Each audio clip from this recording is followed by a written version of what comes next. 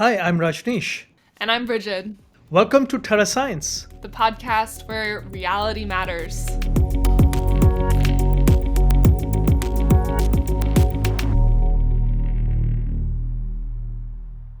I'm a plant molecular biologist and I have a PhD from Purdue University. I did my postdoc at UC Berkeley and then I worked in industry, in ag industry, and I've done research in both academia and also in industry. And during all of this time, I've been observing the food system and how science works and how it impacts agriculture and access to food to people. So I've spent my past 9 years working hard and finding solutions to these problems that can help us improve our soils, our planetary health, and most importantly, our mental health as well. So I wanted to share all these ideas with all of you, and this is why I recruited Brigid to help me simplify all the complexity and bring all this information to you, our viewers. Yeah, and I'm really excited to be a part of Terra Science and talk with Raj and any guests that we have about all these super interesting topics. I was a former competitive athlete for 10 years, and I'm just wrapping up my college career, getting a master's in communication.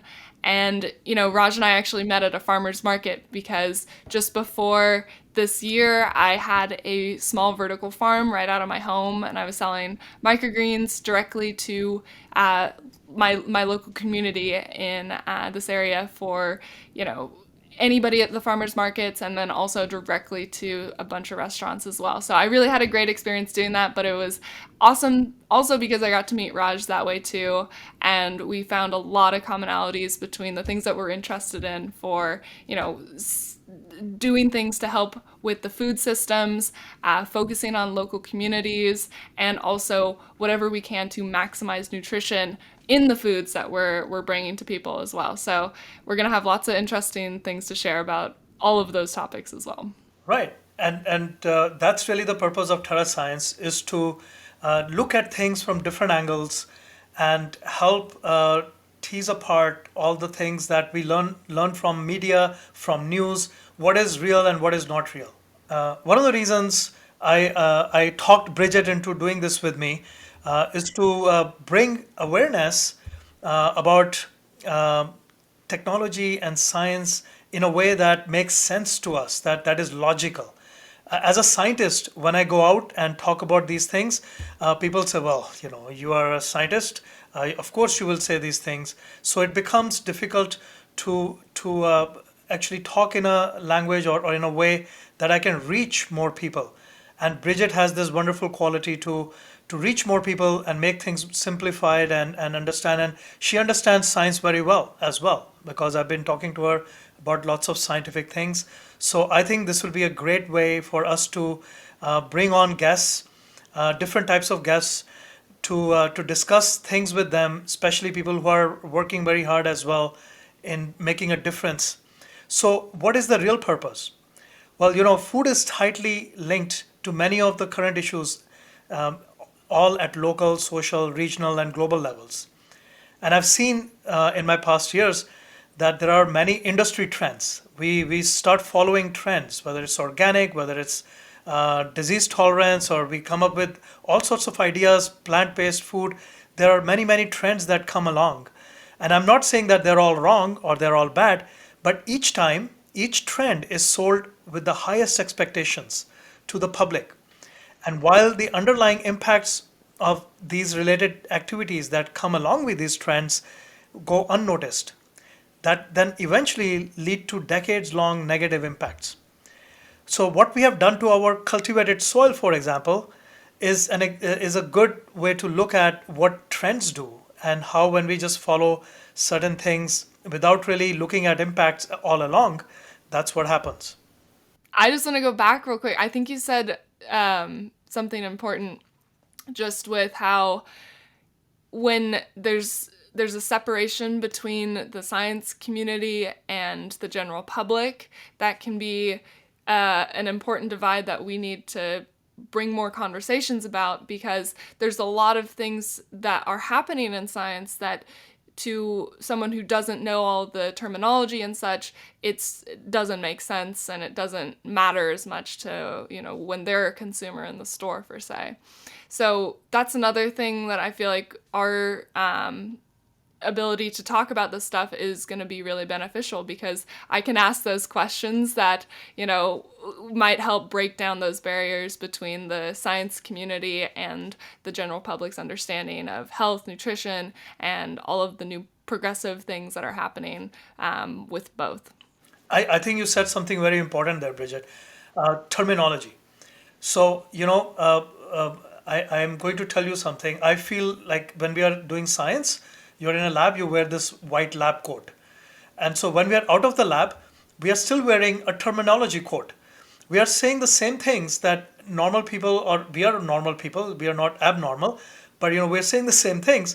But when we're using these words which we have learned over our training, that then it becomes difficult for other people to understand.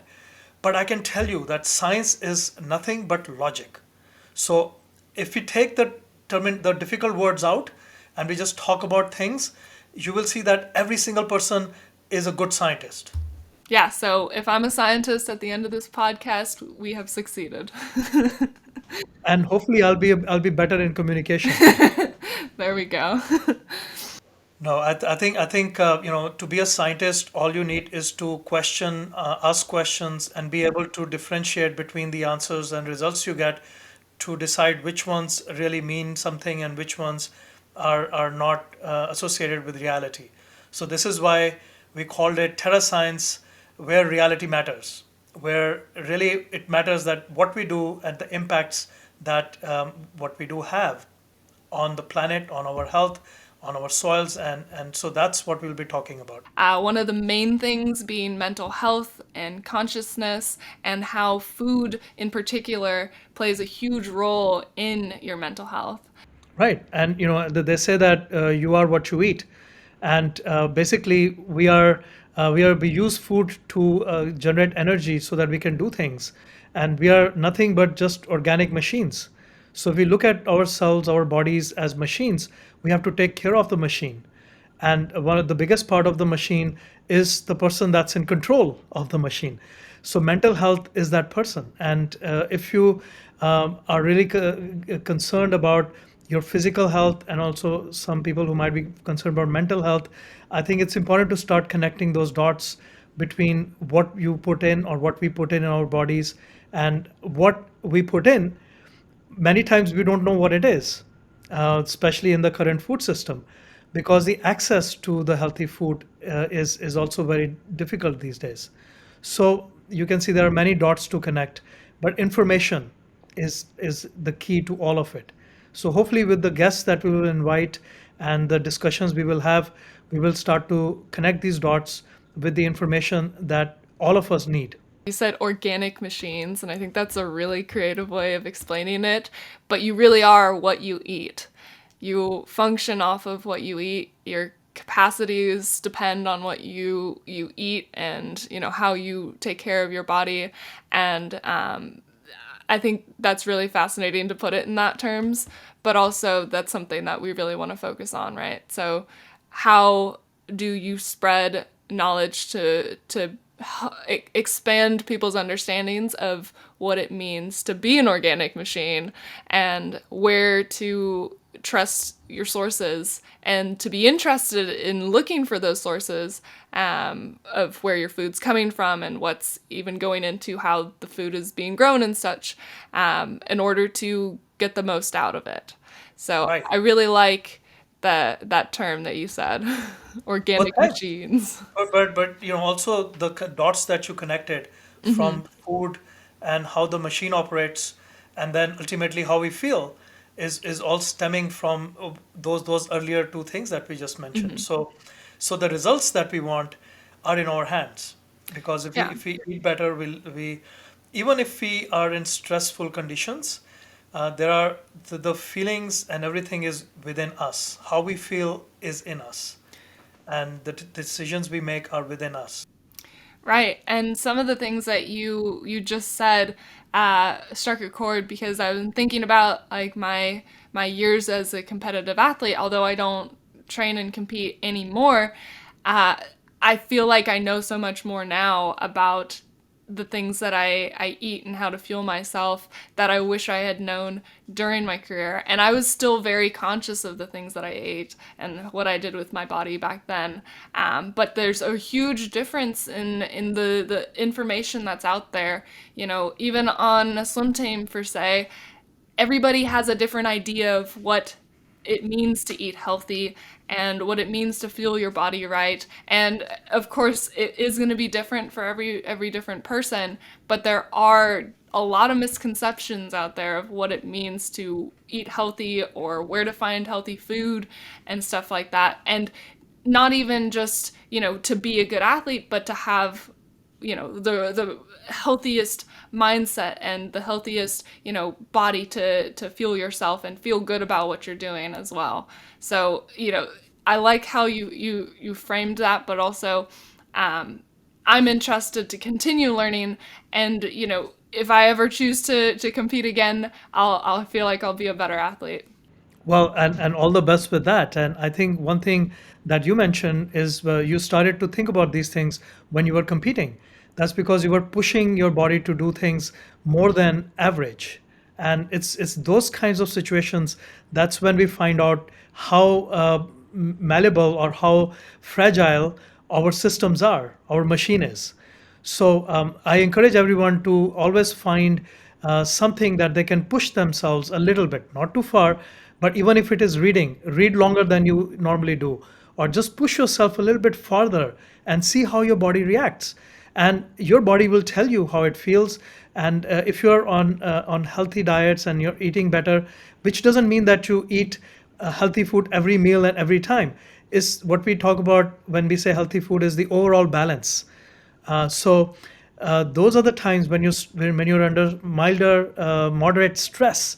That's when you find out how good you are taking care of yourself. And that's actually something that I think it's something that I live by, but pushing yourself just a little bit further than you think you can go is actually creating those pathways in your brain to be able to do it easier the next time. And, you know, that's something that it can come with just focusing and working on your nutrition a little bit more today than you did yesterday is going to help it be easier and, you know, more of a flow the day after.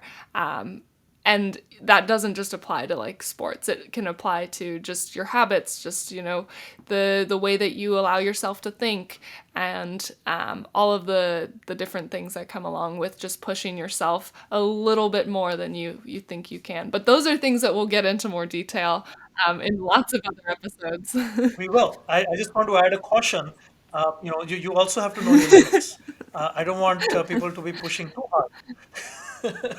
So stop when before it gets too far, though. Yes, yes, So you have to find absolutely. the limits But as this well. is super interesting, and you know, I love just being able to talk about this stuff with, you know, passionate people, and I'm really excited to meet a bunch of guests and get the ball rolling on Terra Science because reality does matter. Yeah, and just to bring it full circle back to food, one of the challenges in doing that is finding the right things around us. And so, one of the biggest things that we'll be talking about in this podcast is access to healthier local food. Because even if you have the best ideas, but the only access to food you have is not that good for you, then it doesn't help. So, we need to find ways to increase the access to healthy food, and we need to do this soon, before this planet that we get everything from, before the planet ejects us for being overdrawing species. Exactly, well said. Yeah, we don't want that to happen. We want to do what we can to take care of the planet and also take care of ourselves at the same time. So terra science is where reality matters. And why reality matters?